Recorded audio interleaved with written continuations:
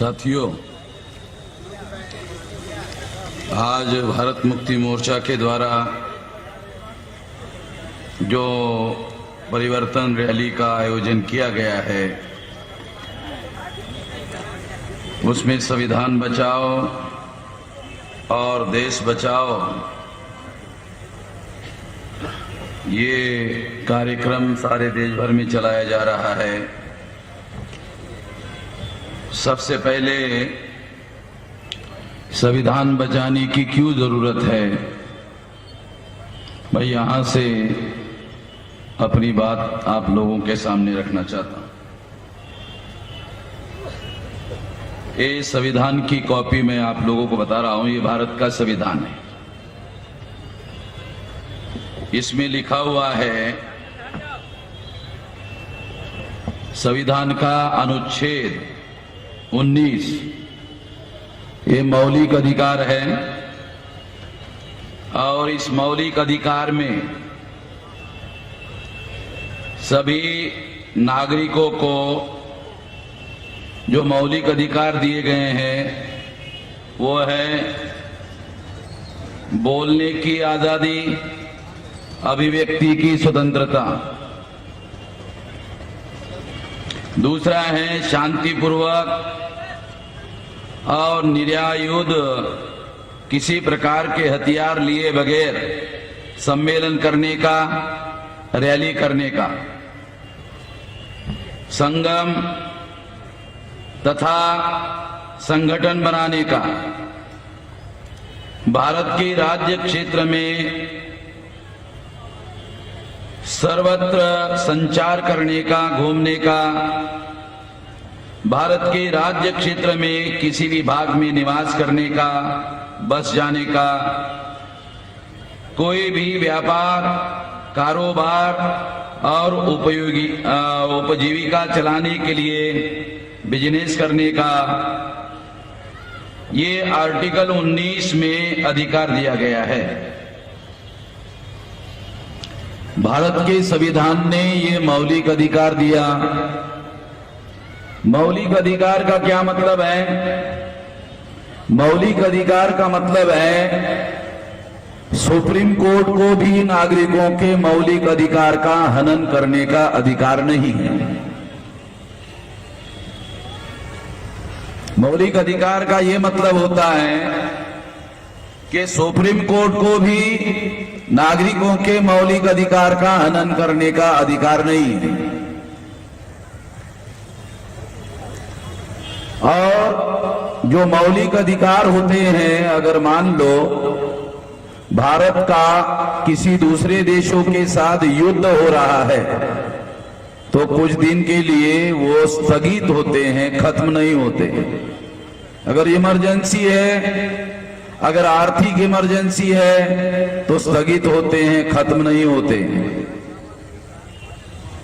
मगर आज यहां हम लोगों ने झारखंड में जमशेदपुर में कार्यक्रम करने के लिए जो यहां का प्रशासन है, यहां से अनुमति मांगने की कोशिश की और रात के 8 बजे तक हम लोगों को कार्यक्रम करने के लिए अनुमति मांगी।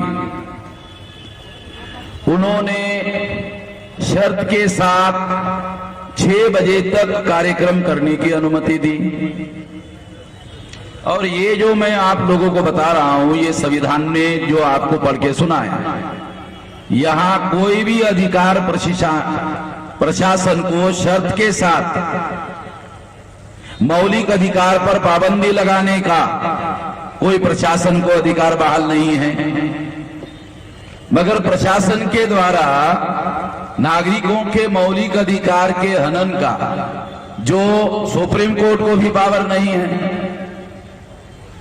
सुप्रीम कोर्ट को ये पावर है कि यदि प्रशासन मौलिक अधिकार का हनन करे तो उसकी रक्षा करने का काम हाई कोर्ट, सुप्रीम कोर्ट करे। ये लिखा हुआ है संविधान में। तो ये मैं इसलिए उदाहरण दे रहा हूं आपको इसलिए क्योंकि इसके बारे में मेरे पास दस्तावेजी प्रमाण है, यहाँ के प्रशासन ने जो हमको लिख कर दिया, मेरे पास डॉक्यूमेंट्री एविडेंस है। मैं यहाँ से अभी दिल्ली जा रहा हूँ, सुप्रीम कोर्ट में इसके विरोध में केस दायर करता हूँ। मैंने गुजरात में जब नरेंद्र मोदी की सरकार थी तो वहां बाबा साहब आम्बेडकर का जन्मदिन मनाने के लिए उन्होंने मुझे परमिशन नहीं दिया। बगैर परमिशन का मैंने कार्यक्रम किया और मैंने उनको कहा मुझे अरेस्ट करो। उन्होंने मुझे अरेस्ट नहीं किया क्योंकि इतना आसान नहीं है। वामन मेश्राम थोड़ी है, वो तो राष्ट्रीय अध्यक्ष वामन मेश्राम है, तो सारे देश भर में हंगामा हो जाएगा, तो इतना आसान तो है नहीं। और मैं कानून के विरोध में जाके कोई काम नहीं करता। मैं आपको थोड़ा और भी एक बताता हूं। सुप्रीम कोर्ट ने निर्णय दिया कि रात के 10 बजे तक कार्यक्रम कर सकते। आप लोगों को मालूम नहीं, मैं तो केसेस लड़ता हूं। थाना में मुझे पुलिस लोगों ने परमिशन नहीं दिया था। मैंने वहां के एसपी के खिलाफ हाईकोर्ट में केस दायर किया। वो केस मेरा अभी भी है, अभी भी चल रहा है। और तब से थाना जिले में मुझे परमिशन के लिए किसी भी कार्यक्रम के लिए कोई अवरोध नहीं है। झारखंड में इस तरह से ये संविधान का उल्लंघन हो रहा है, संविधान का हनन हो रहा है। मैं सबूत के साथ बोल रहा हूं आप लोगों को कि झारखंड में संविधान का उल्लंघन हो रहा है, हनन हो रहा है। तो इसलिए संविधान बचाने की जरूरत है। मैं तो सबूत के साथ बोल रहा हूं कि संविधान बचाने की क्यों जरूरत है, ये सबूत के साथ बोल रहा हूं। यहां सुप्रीम कोर्ट को संविधान का हनन करने का अधिकार नहीं है, वहां प्रशासन में बैठे हुए अधिकारी जो है वो नागरिकों के मौलिक अधिकारों का हनन कर रहे हैं। मैं ये सारा ये जो वीडियो रिकॉर्डिंग भी कर रहा हूं, ये सारा मेरा वीडियो रिकॉर्डिंग हो रहा है, ये भी मैं सुप्रीम कोर्ट लेके जा रहा हूं। कोई डॉक्यूमेंट्री एविडेंस मुझे भी चाहिए, मुझे बताना होगा उधर सुप्रीम कोर्ट में। मैं खुद ही तैयार कर रहा हूं डॉक्यूमेंट सारा। मैं बोल ही इसीलिए रहा हूं कि मैं डॉक्यूमेंट तैयार करना चाहता हूं। हमारा राष्ट्रीय स्तर पर वकीलों का संगठन है, मुझे वकीलों को पैसा नहीं देना पड़ता है, मैं वकीलों से ही पैसा लेता हूं। मैं वकीलों को पैसा नहीं देता सुप्रीम कोर्ट में केस लड़ने के लिए, वकीलों से पैसा लेता हूं।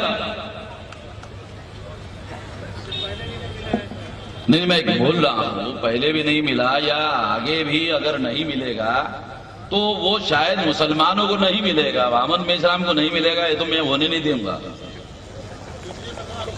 मैं जानता हूं, मैं भारत भर में कहीं पर भी ये होने नहीं दूंगा। संविधान का जो भी हनन करेगा उसके खिलाफ कानून के दायरे में मैं यकीन दिलाता हूं आप लोगों को कार्रवाई करूंगा। क्योंकि मैं कल ही दिल्ली जा रहा हूं, सुप्रीम कोर्ट में केस दायर करता हूं, क्योंकि मुझे वकीलों को पैसा थोड़ी देना पड़ता है। मैं इसलिए ये बात आपको बता रहा हूं क्योंकि संविधान का अगर प्रशासन उल्लंघन करेगा तो हम इस बात को किसी भी कीमत पर बर्दाश्त करने के लिए तैयार नहीं है। ज्यादा से ज्यादा क्या किया जा सकता है? वामन मेश्राम को गोली मारी जा सकती है, तो मैं तो गोली से डरता ही नहीं हूं। क्या हो सकता है? ज्यादा से ज्यादा केवल गोली मारी जा सकती है ना, इसके अलावा क्या हो सकता है? ये तो मैं कई बार देख चुका हूं। इसलिए मैं ये बात यहां रिकॉर्ड इसलिए कर रहा हूं, जानबूझकर कर रहा हूं, क्योंकि आइंदा भविष्य में प्रशासन को ये बात जरूर ध्यान रखना चाहिए कि आप लोग मुसलमानों के साथ जो व्यवहार करते हो वो व्यवहार अगर वामन मेश्राम के साथ करोगे तो ये बहुत भारी पड़ेगा आप लोगों को। क्योंकि अभी मैं ये मामला सुप्रीम कोर्ट में लेके जा रहा हूं। दूसरी बात मैं आप लोगों को कहना चाहता हूं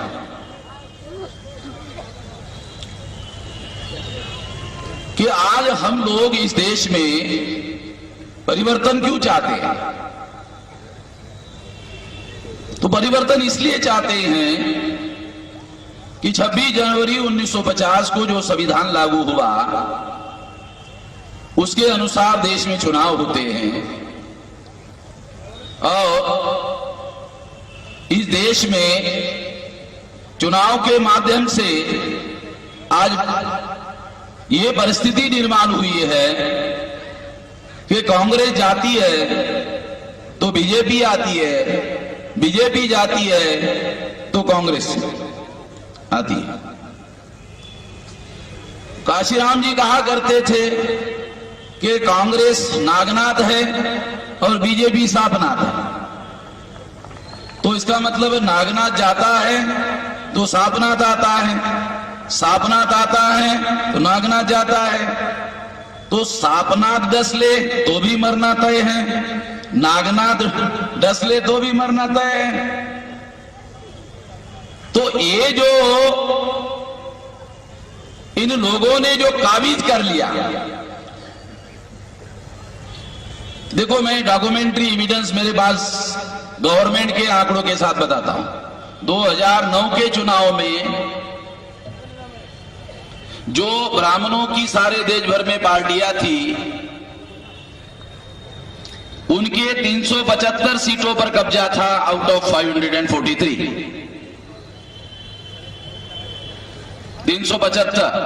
366 सीटों पर अगर कब्जा होता है तो पार्लियामेंट में किसी भी प्रकार का कानून 2/3 मेजोरिटी से बनाया जा सकता है। बनाया जा सकता नहीं, बना रहे हैं। संविधान के विरोध में बहुत सारी बातें कर रहे हैं। 2014 का उदाहरण ले लो, 2009 के बाद। आज 2009 के बाद 2014 में 411 सीटों पर ब्राह्मणों के पार्टी का कब्जा है। 5 नेशनल लेवल की पार्टियां हैं भारत में। कांग्रेस ओरिजिनल ब्राह्मणों की पार्टी, बीजेपी दूसरे नंबर की पार्टी, तीसरी कम्युनिस्ट पार्टी, चौथी मार्क्सवादी communist party. Communist party Shripad Amru Dange हमारे बॉम्बे के महाराष्ट्र के ब्राह्मण उन्होंने बनाई। मार्क्सवादी communist party EMS Namboodiripad Kerala का ब्राह्मण। 5वीं राष्ट्रीय पार्टी ब्राह्मणों की ममता बनर्जी की तृणमूल कांग्रेस। 5 नेशनल पार्टियां हैं, पांचों की पांचों ब्राह्मणों की। ब्राह्मणों का देश पर कब्जा है, विधायिका पर कब्जा जहां कानून बनाया जाता है। कार्यपालिका आईएएस आईपीएस आईआरएस 79.2% लोग। ये शरद यादव ने पार्लियामेंट में सवाल पूछा, उसके जवाब के आंकड़े बता रहा हूं। सरकारी आंकड़े 79.2% मतलब है 80% कब्जा। जुडिशियरी 97% कब्जा। मीडिया, योगेंद्र यादव का नाम सुना होगा, दिल्ली में उन्होंने सर्वे किया तो ब्राह्मण और तत्सम ऊंचे जाति का 97% पत्रकारों में उनका कब्जा। तो मीडिया पर उनका ही कब्जा। तो इसका मतलब यह है कि लोकतंत्र के जो 4 पिलर है, विधायिका पर ब्राह्मण का कब्जा, कार्यपालिका आईएएस आईपीएस आईआरएस पर कब्जा, ब्राह्मणों का कब्जा, जुडिशियरी पर ब्राह्मण और तत्सम ऊंचे जाति का कब्जा, मीडिया पर ब्राह्मण और तत्सम ऊंचे जाति का कब्जा। तो लोकतंत्र के चारों पिलर पर ब्राह्मण और तत्सम ऊंचे जाति का कब्जा है। अगर उनका कब्जा है तो इसका दूसरा मतलब है कि 85% प्रजा उनको गुलाम बनाकर रखा गया। इसका मतलब यह होता है आजादी उन्होंने हमारी खत्म कर दी, इन लोगों को गुलाम बनाकर रखा और गुलाम बनाकर रखने की वजह से हम लोगों को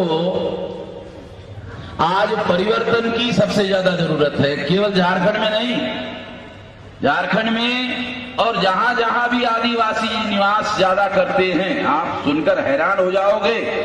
आज से 15 साल पहले भारत सरकार ने सर्वे किया और आदिवासी निवास करने वाले लोगों के नीचे, जमीन के नीचे कितनी संपदा थी, संपत्ति थी, धन था 11,000 लाख करोड़। मुझे तो नहीं लगता किसी को समझ में आएगा कितना आंकड़ा है। दोबारा बताता हूं, 11,000 लाख करोड़। इतना धन जो है आदिवासी जहां निवास करते हैं उनके नीचे, जमीन के नीचे 15 साल पहले की कीमत बता रहा हूं। अब 15 साल के बाद कितनी महंगाई बढ़ गई तो ये आंकड़ा कितना है अभी दोबारा सर्वे आया नहीं। हर आदिवासी को रॉयल्टी भी दिया जाए 20-25%, तो हर आदिवासी कई करोड़ का मालिक है सालगन जी। और वो घर से बाहर निकल के काम किए बगैर, कुछ भी काम अगर नहीं किया तो उसको इतना सारा बैंक में अगर रखा तो भी कई लाख रुपया महीने का उसको मिलेगा। इतनी संपदा और इतना धन है जमीन के नीचे जिसकी रॉयल्टी से इतना होगा। मगर आज आदिवासी के रिपोर्ट आ रहे हैं 29% आदिवासी जो 12-15 लाख बच्चे भूखमरी से मर रहे हैं, उसमें 29% बच्चे आदिवासियों के मर रहे हैं। ये वर्ल्ड यूनाइटेड नेशंस ऑर्गेनाइजेशन का, यूनिसेफ का रिपोर्ट है। तो ये सिद्ध करता है कि इन लोगों के अधिकारों को पूरी तरह से कुचल दिया गया है और इन लोगों को लगता है कि इन लोगों के ऊपर हम राज कर सकते हैं, किसी भी तरह से कर सकते हैं। अभी इन लोगों ने ईवीएम में घोटाला करके कांग्रेस ने 2004 में चुनाव जीता, 2009 में कांग्रेस ने ईवीएम में घोटाला करके चुनाव जीता। ऐसा बीजेपी के ही लोग कहते हैं।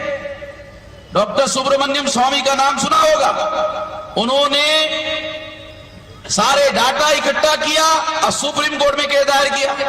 मेरे कहने के बजाय बीजेपी के लोग कह रहे कि कांग्रेस ने ईवीएम में घोटाला करके चुनाव जीता और सुप्रीम कोर्ट ने सुब्रमण्यम स्वामी की बात को माना।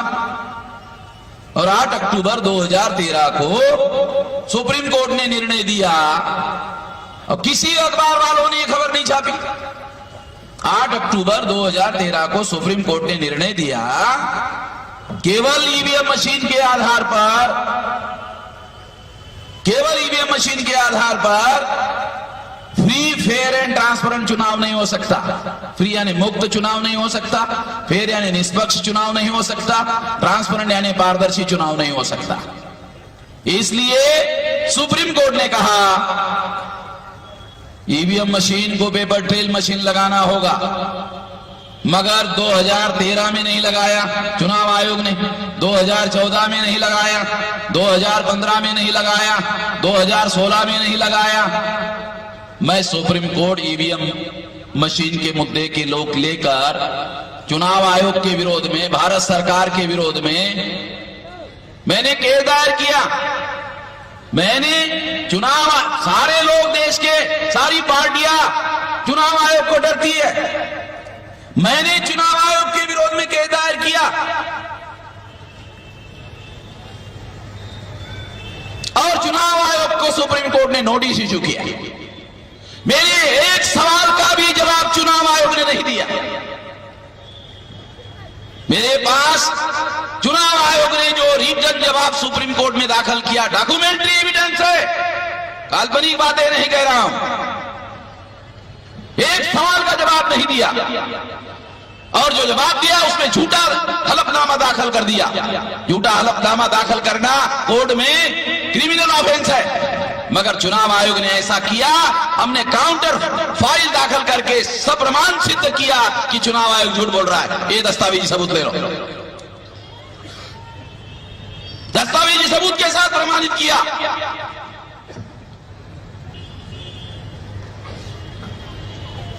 सुप्रीम जो चुनाव आयोग का चीफ इलेक्शन कमिश्नर है मिस्टर जयदीप, उसने प्रधानमंत्री नरेंद्र मोदी को चिट्ठी लिखा कि मोहम्मद मेश्राम ने हमारे खिलाफ न्यायपालिका की अवमानना की केस दायर किया है। अगर अगली सुनवाई के पहले 3,567 करोड़ रुपया पेपर ट्रेल मशीन खरीदने के लिए अगर सरकार मंजूर नहीं करती है तो अगले केस के हियरिंग में सुप्रीम कोर्ट चुनाव कमिश्नरों को जेल में भेजने का आदेश दे सकती है। कृपया 3,568 करोड़ रुपया सैंक्शन किया जाए। मेरे केस पर मिस्टर जैदी ने प्रधानमंत्री को चिट्ठी लिखी। आज तक प्रधानमंत्री को चिट्ठी लिखने का कोई रिवाज नहीं है। चुनाव आयोग या तो गृह मंत्री या तो लॉ मिनिस्टर को चिट्ठियां लिखते हैं। पहली बार चुनाव आयोग ने प्रधानमंत्री को चिट्ठी लिखी मेरे केस पर। और 3,567 करोड़ रुपया सारे देश भर में ईवीएम मशीन को लगाने के लिए, पेपर ट्रेल मशीन लगाने के लिए सुप्रीम कोर्ट ने मेरे फेवर में डिसीजन दिया। यहां पेपर ट्रेल मशीन ईमानदारी से चुनाव कंडक्ट नहीं करवा सकती है, पेपर ट्रेल मशीन लगाना होगा। 24 अप्रैल 2017 को मेरे फेवर में सुप्रीम कोर्ट ने डिसीजन दिया। मुझे पैसे थोड़ी देने पड़ते वकील को। मेरे पास तो राष्ट्रीय स्तर का वकीलों का संगठन है, मैं वकीलों से पैसे लेता हूं क्योंकि मैं तो लोगों की लड़ाई लड़ रहा हूं। मेरे पास क्या है? तो साथियों, अभी जब उसका जजमेंट आया तो आधा जजमेंट था, आधा फिर छोड़ दिया। तो फिर सुप्रीम कोर्ट में केस दायर कर दिया। वो आधा क्या था कि पेपर ट्रेल लगाने का आदेश तो दिया, मगर जो रिकाउंटिंग करने के लिए पाबंदी लगाने वाला जो रूल है, जो चुनाव आयोग ने, भारत सरकार ने, लॉ मिनिस्टर ने बनाया कि ईवीएम में घोटाला होता है, तो सुप्रीम कोर्ट ने कहा कि पेपर ट्रेल से जो कागज पड़ेगा बैलेट बॉक्स में उसकी रिकाउंटिंग होनी चाहिए। तो चुनाव आयोग ने, भारत सरकार ने और लॉ मिनिस्टर ने रूल बनाया कि दूसरे नंबर के वोट जिस पार्टी को पड़ेंगे उसी को रिकाउंटिंग की मांग करने का अधिकार होगा। अब बीजेपी के विरोध में तो कांग्रेस को पड़ेंगे ना सेकंड नंबर के वोट। कांग्रेस और बीजेपी का समझौता, तो कांग्रेस कहां से रिकाउंटिंग की मांग करेगी? तो अब मेरे पास इसका भी डॉक्यूमेंट्री एविडेंस है कि कांग्रेस के 2 नंबर के वोट है, मगर एक जगह भी उसने रिकाउंटिंग की मांग नहीं की। जहां 2 नंबर के वोट बीजेपी को पड़े उन्होंने भी नहीं की। जो बीजेपी गठबंधन में शामिल है दल, उन्होंने भी नहीं की। जो कांग्रेस गठबंधन में शामिल है उन्होंने भी नहीं की। मैं जानता था सुप्रीम कोर्ट में सबूत चाहिए, तो मैंने 2 सबूत इकट्ठा किए। अमरावती में एमएलए के लिए प्रोफेसर रानी चुनाव लड़ रहे थे। वो जिस बूथ पर वोट डालने के लिए गए अपने बीवी के साथ, उसके कार्यकर्ता भी थे, उसके सपोर्टर थे, उसके रिश्तेदार थे। जब काउंटिंग हुआ तो जिस बूथ पर कैंडिडेट ने और मिसेस ने उसके वोट डाला, उसके नाम पर 0 वोट निकला।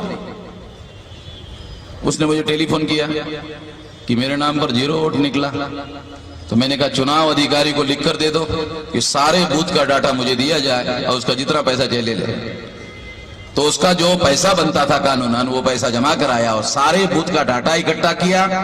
तो उसको जिस बूथ पर वोट डाला 0 वोट निकला, उसका डाटा सुप्रीम कोर्ट को दिया, डॉक्यूमेंट्री एविडेंस दिया। पहला एविडेंस दिया कि ईवीएम में घोटाला होता है, डॉक्यूमेंट्री एविडेंस दिया सुप्रीम कोर्ट को। दूसरा एविडेंस, चंद्रपुर में कैंडिडेट को हमने कहा रिकाउंटिंग का एप्लीकेशन करो, उसने किया। अधिकारी ने लिख कर दिया रिकाउंटिंग नहीं हो सकता। कहा क्यों नहीं हो सकता? तो कहा उनको दूसरे नंबर के वोट नहीं है और चुनाव आयोग ने, भारत सरकार ने, लॉ मिनिस्टर ने ये रूल बनाया। कहा कौन सा रूल है? चलो लिख कर दो। उसने लिख कर दिया और लिख कर दिया हुआ जो रूल है अधिकारियों ने साइन किया, स्टैंप लगाया, वो भी सुप्रीम कोर्ट को दिया। ये मौलिक अधिकार का उल्लंघन है। भारत के प्रत्येक नागरिक को इक्वलिटी बिफोर लॉ, सबको बराबरी का अधिकार है। तो केवल दूसरे नंबर के कैंडिडेट को रिकाउंटिंग का अधिकार है, मांगने का अधिकार है, और तीसरे को नहीं, चौथे को नहीं। ये तो मौलिक अधिकार का उल्लंघन है। दूसरा, वो कहते हैं कि हम जल्दी रिजल्ट लगाना चाहते हैं। अरे भाई, संविधान कहता है फ्री फेयर चुनाव कराओ और तुम जल्दी चुनाव रिजल्ट करवाना चाहते हो, तो ये नहीं होना चाहिए। धोखाधड़ी की बात रोकनी चाहिए। ये दोनों सबूत मैंने सुप्रीम कोर्ट को दिए। दोनों सबूत सुप्रीम कोर्ट में देने के बाद भी सुप्रीम कोर्ट में जब फैसला नहीं दिया इस रेफरेंस में वो रूल स्क्वैच करने के लिए, तो मुझे दोबारा सुप्रीम कोर्ट में जाना पड़ा। मेरा केस दोबारा पेंडिंग है। चुनाव आयोग के विरोध में मेरा दूसरा केस, भारत सरकार के विरोध में दूसरा केस मेरा पेंडिंग है। यदि वो रूल स्क्वैच नहीं होता है तो 2019 के चुनाव में बीजेपी दोबारा चुनकर आएगी। मैं दावे के साथ बोलता हूं, घोटाला करके दोबारा चुनकर आएगी, क्योंकि उनका समझौता है कांग्रेस के साथ। कांग्रेस ने 2004-2009 में 2 बार चुनाव घोटाला करके जीता, तो कांग्रेस ने बीजेपी को कहा तुम भी 2 बार जीतो। हमने 2 बार घोटाला किया, तुम भी 2 बार घोटाला करो। तुम चुप रहो, हम भी चुप रहते हैं। तेरी भी चुप, मेरी भी चुप। हम दोनों जो है, तुम 10 साल करो, फिर मैं 10 साल करता हूं, हम दोनों लूटते रहेंगे। ये सारा डॉक्यूमेंट्री एविडेंस मैंने सुप्रीम कोर्ट को दिया। आप लोगों को बताया जाता है कि अदालतें सबूत की मोहताज होती है। अरे अदालतें सबूत की मोहताज होती है तो मैंने तो सबूत दे दिया, दस्तावेजी दे दिया। तो हम लोगों को केवल अदालतें ही नहीं, सड़कों पर भी लड़ना होगा। इसलिए मैं आप लोगों को आखिरी बात कहकर अपनी बात समाप्त करना चाहता हूं कि हम लोग, आप लोगों को खास तौर पर मैं बताना चाहता हूं कि जो गुलामी है वो चुनाव लड़के कैसे खत्म करोगे? चुनाव लड़के तो गुलामी नहीं खत्म कर सकते।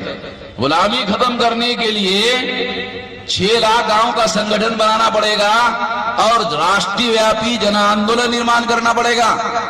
राष्ट्रव्यापी जन आंदोलन निर्माण करोगे तो ही आपकी गुलामी खत्म होगी। ऐसा करने के लिए आप साथ सहयोग करोगे, इस आशा और विश्वास के साथ आपने मेरी बात ध्यान से सुनी, इसके लिए आभार, धन्यवाद। सालखन मुर्मू जी ने 7 जनवरी को जो रैली इधर रखी है, मैं और दूसरे भी और राष्ट्रीय स्तर के लोग यहाँ आएंगे और इससे भी बड़ी रैली यहाँ हम लोग करेंगे, उसमें भी आप लोग साथ सहयोग करेंगे, इस आशा और विश्वास के साथ। धन्यवाद।